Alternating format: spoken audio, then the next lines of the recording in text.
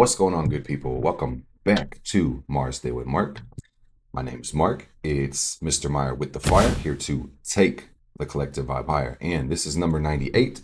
This is the week's astrology, April 22nd to the 29th. I hope you guys enjoy this little breakdown slash discussion. So, first of all, you may notice the quality hopefully is a little bit better since the last video. One, better angle, better lighting, better lights.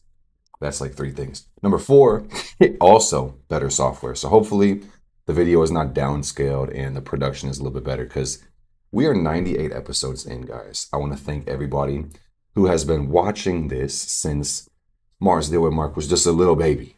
And I want to thank everybody who's new and tuning in. If it's your first day, welcome to the party. You're now part of the Fire family. We stay lit. We focus on intention. I'm going to explain to you the astrology in just a second, but I just want to make it emphatically clear. If you take one thing only from this video, it's the power of intention. It is that spark of life, that fire. If we are intentional with everything in our control, all of our intentions will manifest. So we're going to put that to the test. Anyway, this is the astrology of the moment. Ignore the houses. Just pay attention to the clock face and the signs and the planets. We have the sun at 2 degrees of Taurus, where we start this week. The moon is going to be waning through Aquarius, so we're pushing up towards the new moon this week. We've got Mercury at 5 Aries, pardon me. Venus at 26 Pisces. We've got Mars at 1 Leo. Hopefully you can see my cursor on the screen. You've got 19 Gemini, is where Jupiter is, pardon me. Saturn is at 26 Pisces. You've got Uranus at 25 Taurus. You've got Neptune at 0 Aries, and then Pluto at 3 Aquarius. The north node of the moon is at 25 Pisces, which of course puts the south node at 25 Virgo. And Black Moon Lilith is at 2 degrees of Scorpio. So 1 week from now, you're not going to see too much moving in the outer planets, but you are going to see the sun moving up to 9 degrees of Taurus. We are actually going to break that new moon. So that's the highlight of this week. It's new moon season. The moon will be somewhere in Gemini come next episode. We'll have Mercury moving up to about 13 degrees. Venus is in Pisces all week, but she's going to be at the final degree next Tuesday, okay? You've got Mars moving up to 5 Leo, Jupiter moving up to 19. You get a couple degrees there. Saturn moves up a degree, and then everything else is basically staying the same. You know, I think Taurus, Uranus crossed over to 26. But yeah, other than that, okay, Neptune moves up to 1. Beautiful. Pluto's sitting still. Lilith is creeping up 1 degree. North node stays the same. So basically, what are the highlights? Okay, the sun is in Taurus. So this is a whole new chapter of our lives. For the next 30 days, the sun is going to show its light over these stars. And Taurus is all about having a good time and enjoying your life to the fullest and living well, being rich, getting the gift that life has to provide, my friends. I'm telling you, I hope that makes sense, but I strongly advise you look into your chart, see where you have Taurus, which house is it, because that's going to be the focus for the next month. For instance, Taurus rising, you would focus on your first house. If you were like Scorpio rising, Taurus in the 7th, you'd focus on the 7th house of relationships. And if that's a lot to take in, a lot of jargon, you can grab Simplified Astrology down below in the description, and it can kind of get you up to speed with the jargon. But anyway, Taurus is also a Venus sign, so that's why I say joy, beauty, and love, and all the good things is really a part of the Taurus experience. It's also heavily related to money and security and finance, so stability is going to be a big theme and a priority and even a big focus, you could say, for the month of Taurus as we go through late April, early May, okay? But what's really interesting about this Taurus season, guys, is we jump into Taurus with kind of a dark energy. We have the sun making a square to Pluto while we jump into Taurus season. A square in astrology represents a conflict. And this has to do with the sun, which primarily deals with the energy and our ego structure and our happiness and joy and our identity. And this is going to clash with Pluto, which is all about transformation and power and death and rebirth. Pluto deals with depth and our psychology, our soul, our unconscious patterns and deeply embedded desires. So What this means for everybody, I couldn't tell you because it's such a deep spectrum. But one way to look at this is personal transformation. You could step into your power, you could run from your power. It's important to know when you look at astrology, every placement is really a spectrum of possibilities, you know. I could give you an example. Two people could have almost the exact same birth placements because they're born on the same day, but they could be on completely different parts of the world, have different experience, and their exact placements could play out completely differently. Or they could be born in the same location, same day, same chart, but different experiences and still be different, you know? Sun square Pluto is putting light on our power, all right? And it's asking us, what are we doing with it? And also, it's adding a depth to the way that we see ourselves, all right? One way you could look at Pluto square the sun is an ego death. Energy levels could be fluctuating up or down. They could be rising really high. Some people might be really exhausted. You might see this play out like feeling superior or amazing or really insecure or bad about yourself. So I think the important thing to take with the Sun Pluto transit is that identity really is an illusion and you don't really exist. So don't put so much pressure on yourself. And really, you know, the non dual consciousness, knowing that one is all and all is one, is not the easiest to integrate and operate with. But at the end of the day, if you can just remember that all is one, you don't have to put so much pressure on yourself because everything really is intrinsically, intimately connected necessarily so it's important to let your old self go, to bury the hatchet, let some parts of you die off or regenerate, and mourn those parts, hold space and hold love for them, and let it go through transition, because growth is the only constant, man. Try not to resist growth within your life, especially this week with the sun square to Pluto. Another thing that the sun square to Pluto could talk about is true healing, putting light on the things that need to regenerate, the things that are sick or corrupted. This could be a healing week. And I mentioned this previously in the last couple episodes with the full moon that broke out and the sun and Chiron and our kind of bumpy exit to Aries season. So anyway, we also have the sun square to Mars during the beginning of this week. So it's really a T square. And while Taurus is notorious for being chill and calm and peaceful and stable, Mars is the ruler of Aries. So as we leave Aries season, we still have this Mars energy lingering. And frankly, it's actually a little stronger for some people because of this square kind of perfecting. So, this desire to assert your power into the world, it can be very strong with the sun square to Mars. You may not even see these things play out externally, but they could play out in your energy field. There's something really regenerative about this Sun Mars Pluto T square if we really just take time to, listen to the body and take care of ourselves, make sure we sleep and eat and breathe well. Me personally, when this sun hit square with Mars yesterday, I had the biggest release in my root chakra while I was sleeping, and I was sore in my lower back like all day. And I mean, granted, I've been thinking, what have I been doing?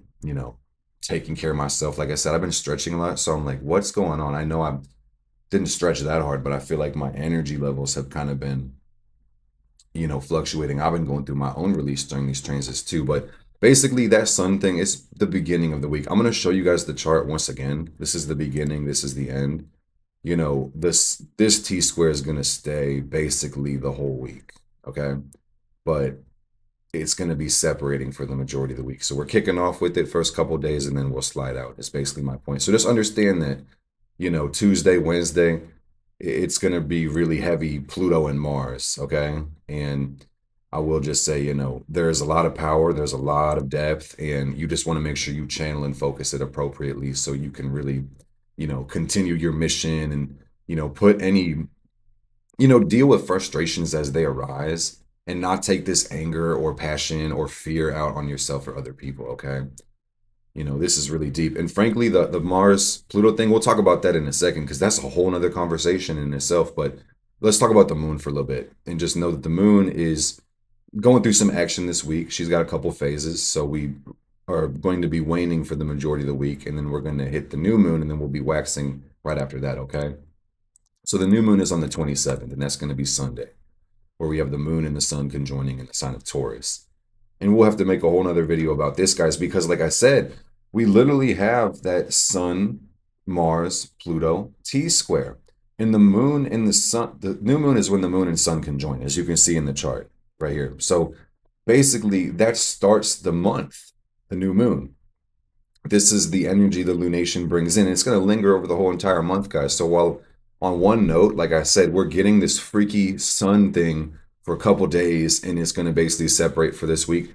Yes and no. It will keep on keeping on. Basically, sun's got to push through Taurus, but because this lunation is kind of stamping this T square for the month, we're gonna this energy is gonna linger. Is my point, okay? So I'm just telling you, man, there's something deep and spooky about this Taurus season, which I like personally. I hope you guys are rocking with it.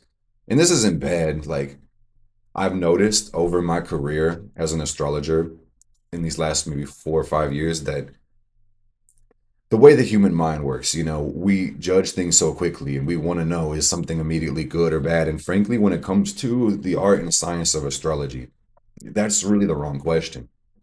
I said it, but I'm going to say it again. This is a spectrum of possibilities. So I think the better question is how can I use this? What ways could this play out?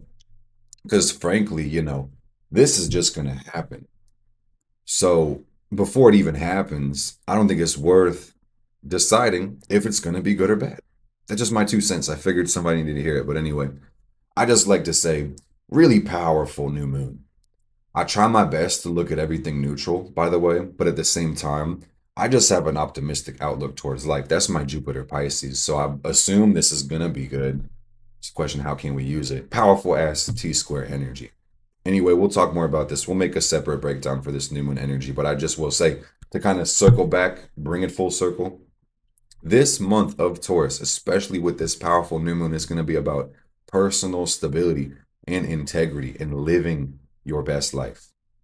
And what that actually means, guys, living your best life is prioritizing health, wealth, love, and happiness.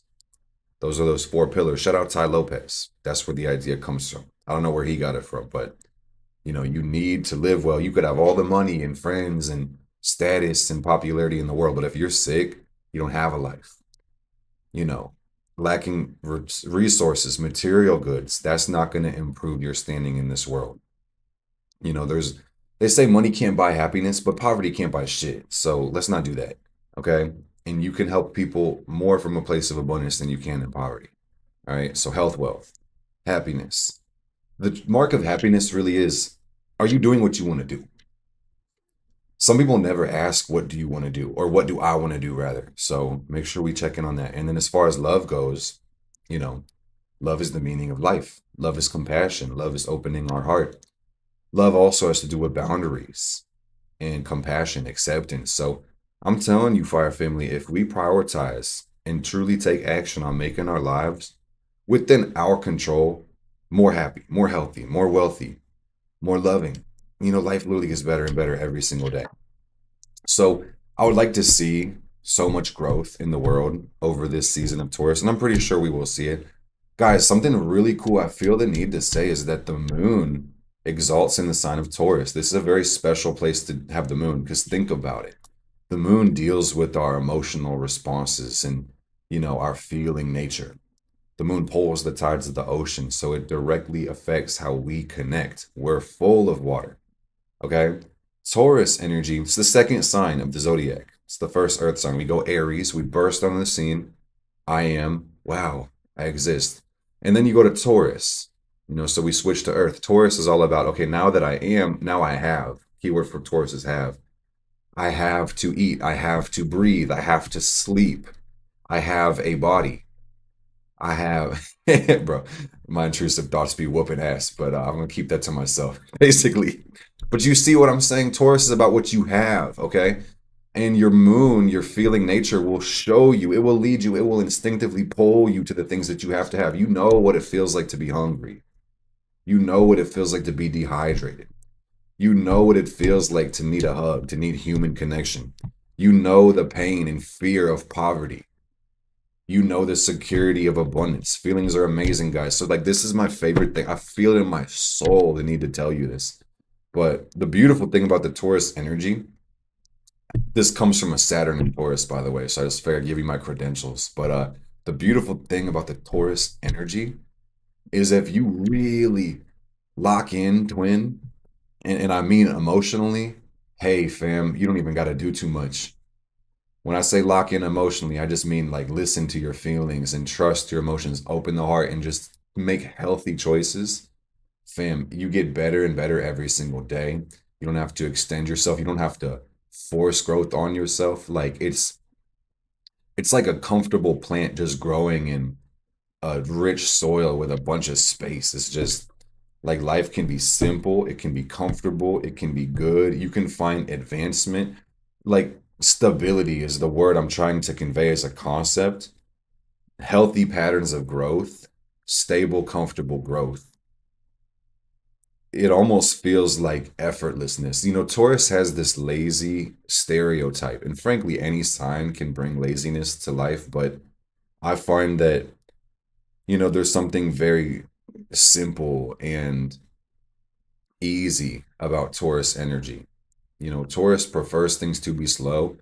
And, when it has the Venus energy too, you think about the energy of joy or appreciation or the beauty or the substance that life can bring. You get more of that if you slow down, you know? So you don't got to do too much. I really encourage simplicity. So I'm going to tell you guys now, because we have this new moon this week, I strongly recommend you guys on the new moon. I say this every time, but now more than ever with Taurus, set a list of goals for the month, but don't do more than three goals. I promise you, this is genius. Three is a magic number because it's a list. One is not a list, two is like a pair, and then three is a list. Okay. So it's a list of three goals, and the limit helps you prioritize because you can only put three things there. Okay. And the idea is, when we have our new moon in Gemini, what do you want your life to look like? What would you like to have accomplished? Write those goals down. Have a great Taurus season, lock in. Slow, steady wins the race. Enjoy it. We're still in the release mode, I want to say, guys, from the full moon in Libra for most of this week as we go into this Taurus new moon. So the big trick with this one is letting go of things in your life that really don't inspire joy or make you more comfortable or bring substance to your life. Libra is about beauty. Let go of anything that doesn't make you feel beautiful or doesn't inspire peace. Protect your peace. So I'm harping on the Taurus energy, but I think you guys get the message. So another thing about this new moon is that in addition to having the sun and moon square to Mars and Pluto, there's a semi-square to Jupiter. So I really think that it's a test of integrity over this month. Can you keep your word to yourself? Taurus rules the throat, guys. So Taurus is about honesty. That's really the conversation because I really do need to speak on this beyond you having, money and comfort and your bills paid and food in the fridge. You have to live with yourself. Okay? We all do. Not just you. I have to do it too. Everybody has to live with themselves, right? And this kind of goes hand in hand with the sun conversation is that in order to feel good about yourself, you have to first make the choice to accept yourself, to love yourself, and then, you know, the relationship with yourself is something to be considered. How do you treat yourself?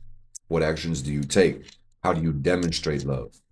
Not just through your words, but through your actions. How does that look? How does it feel? Do you keep your word to yourself? Do you lie to yourself?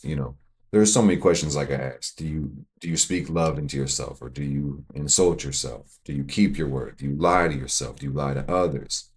You know, do you overpromise things? Do you underdeliver? Do you overdeliver? Do you underpromise? So just, self-reflection is really deep with this Pluto Sun square.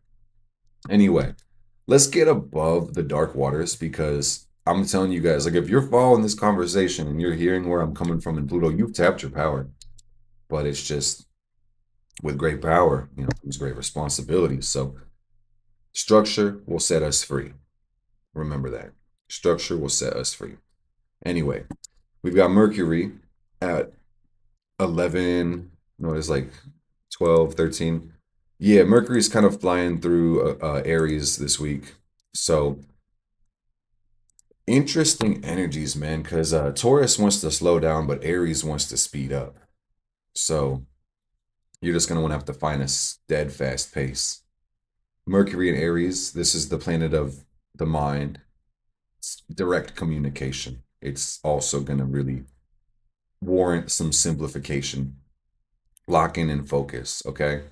Let's talk about Venus because this is the main thing I want to talk about. Like as far as major highlights, there's the sun thing, the moon, new moon, Venus traveling with Saturn, and then the Lilith Pluto square. Okay, so Venus is in Pisces all week, and Venus quite loves this. This is the planet of love, and you've got the sign of dreams and unity. So like how baller, right? It makes sense. So the cool thing about Venus in Pisces is about living the dream. It's about loving every aspect of your life and being mesmerized is the word. Like mesmerized with life, the beauty, the splendor of it. But at worst, this could be about kind of feeling disconnected from the joy because what we want, which is Venus, is something transcendently beautiful. So if you have the eyes to see it, that magic and beauty is everywhere. But at the end of the day, you could also always push the dream further and further. Like that cake could always be on the stick. You could chase that on the treadmill forever. Okay.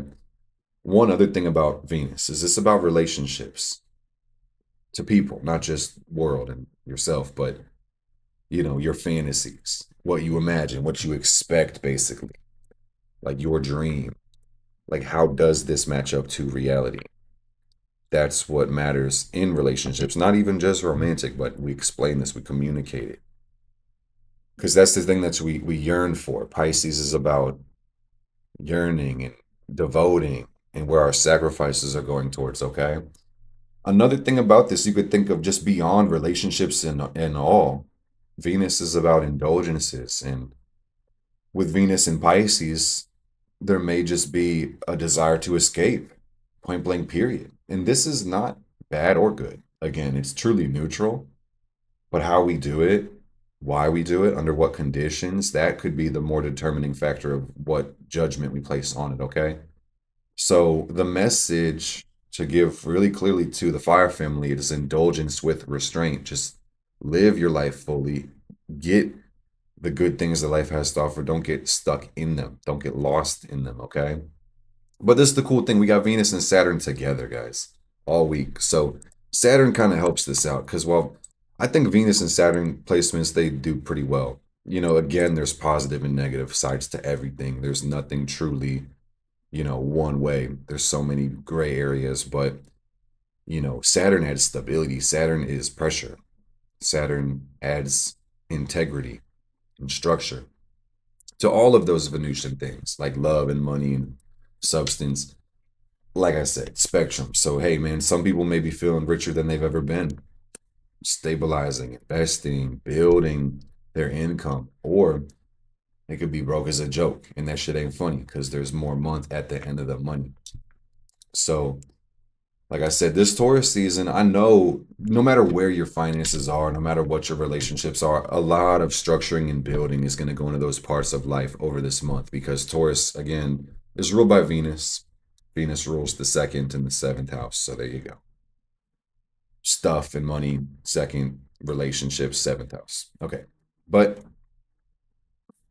this one just says be patient with yourself, be patient with others, and take your time building the life of your dreams.